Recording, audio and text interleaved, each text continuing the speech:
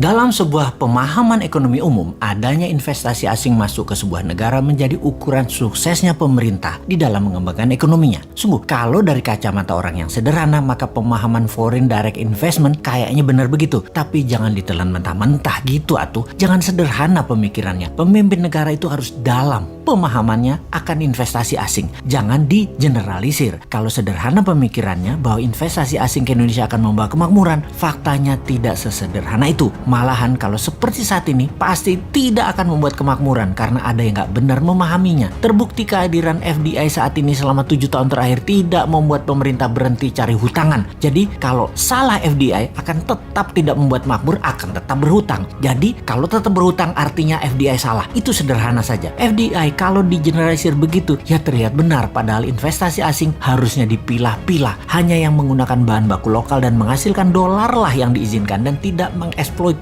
sumber daya alam bawah tanah. Begini kita menjelaskannya. Dalam aset nasional itu ada yang di atas tanah, ada yang di dalam tanah. Yang di dalam tanah itu harus 100% milik nasional. Yang di permukaan bolehlah FDI. Kalau di atas tanah seperti perkebunan, pertanian, industri jasa, properti, keuangan, dunia digital dan lain sebagainya silahkan. Tetapi mineral yang di bawah tanah tidak boleh digali untuk dijual mentah atau setengah jadi ke luar negeri. Harus 100% bahannya jadi dan harus 100% milik Indonesia. Atau untuk finish produk atau juga untuk memenuhi kebutuhan dalam negeri, dan FDI hanya boleh untuk mengerjakan finish produknya atau sesuatu yang di atas tanah deh, seperti jasa, teknologi digital, IT, bioteknologi, biomedical, biomining dan lain sebagainya untuk diinvestkan ke otaknya putra bangsa. Itu baru FDI boleh ribuan perusahaan masuk ke Indonesia. Itu baru boleh didukung. Misalnya Google, Netflix, Disney, Metanya, Facebook, Pfizer, biomedical, Hollywood, industri musik dunia, film, YouTube masuk, head office-nya ke Indonesia, masuk data centernya ke Indonesia, silahkan.